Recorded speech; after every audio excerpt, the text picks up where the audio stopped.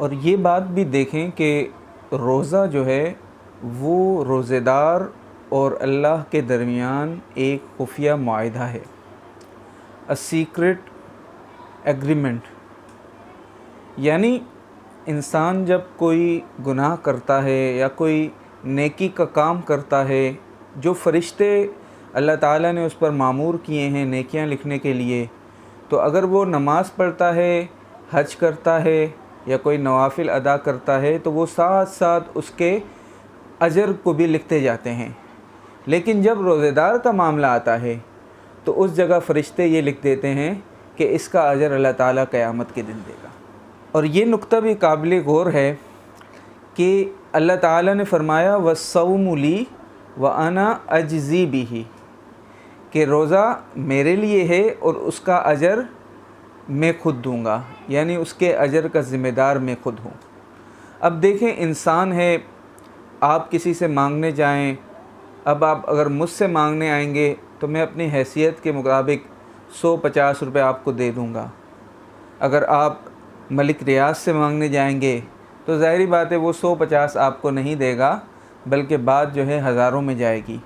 और इसी तरह अगर आप किसी बादशाह के पास जाएंगे जो मुल्क का वज़ीर आज़म है या मुल्क का सदर है, आप उससे मांगेंगे तो फिर बात हज़ारों की नहीं बल्कि लाखों की होगी। तो इसी तरह जब अल्लाह ताला से इंसान मांगेगा और अल्लाह ताला ने ख़ुद कहा है कि अजर मैं दूंगा, तो फिर वो अजर तो बहुत ज़्यादा होगा, उसका शुमार ही कोई नहीं कर सकता।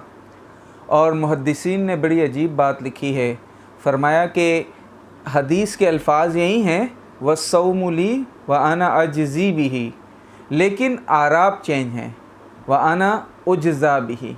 तो अब इस हदीस का मतलब ये हो जाएगा कि रोज़ा मेरे लिए है और इसका अजर मैं ख़ुद हूँ।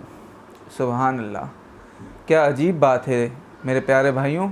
देखें, अल्लाह ताला फरमा रहे हैं कि तुम अगर रोज़ा रखोगे तो रोज़ा रखने से तुम्हें मेरी रज़ा चाहिए, मेरी खुशनुदी चाहिए, तो वो तो तुम्हें ख़ुद ब खुद मिल जाएगी। इसे आप यूँ समझे कि आपका कोई महबूब या आपका कोई माशूक आपसे कहे कि भाई फ़लाँ काम कर लो, उसको इस तरह सरअंजाम दे दो, तो फिर मैं तुम्हारे लिए हाज़िर हूँ और मैं तुमसे राज़ी हो जाऊँगी। तो इसी तरह जब इंसान रोज़ा रखता है तो रोज़ा रखने के बाद फिर अल्लाह ताला फरमाते हैं कि इसका अजर मैं ख़ुद बन जाऊँगा। और अज़ीज़ दोस्तों, सौम ऐसी इबादत है, ऐसी फ़इन्नहु ला मिस्ल लहू, कि हदीस में आता है कि इसकी कोई मिसाल ही नहीं है। और वो इस वजह से है कि ये ऐसी इबादत है जिसमें कभी भी रिया नहीं शामिल हो सकती। इंसान बेतहाशा इबादत गुज़ार हो, नवाफिल पढ़ता हो, नमाज़ें पढ़ता हो, पहली सफ़ में खड़ा होता हो, हर साल हज और उम्रा करता हो, जिहाद तक में जाता हो, लेकिन वहाँ कहीं ना कहीं रिया और शोबाजी का शिकवा ज़रूर आ सकता है। लेकिन रोज़ा एक ऐसी इबादत है कि जब तक इंसान ख़ुद ना बताए, लोगों को पता ही नहीं चलता कि रोज़ा रखा हुआ है।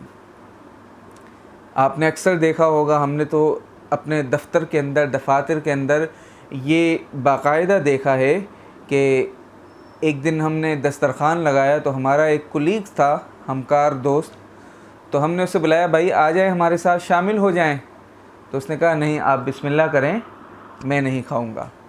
हमने इसरार किया, भाई आ जाओ, खाना ठंडा हो रहा है, खा लो। तो फिर उसने बताया, भाई मैंने आज जो है रोज़ा रखा हुआ है। तो अज़ीज़ दोस्तों, रोज़ा एक ऐसी इबादत है कि जिसके बारे में हमें इल्म ही नहीं हो सकता कि वो इबादत की जा रही है।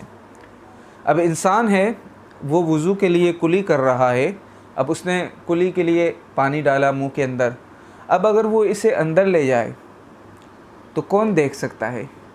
इंसान की आँखें अल्ट्रासाउंड तो नहीं करती कि पानी नज़र आ रहा हो कि उसने हलक से उतार लिया।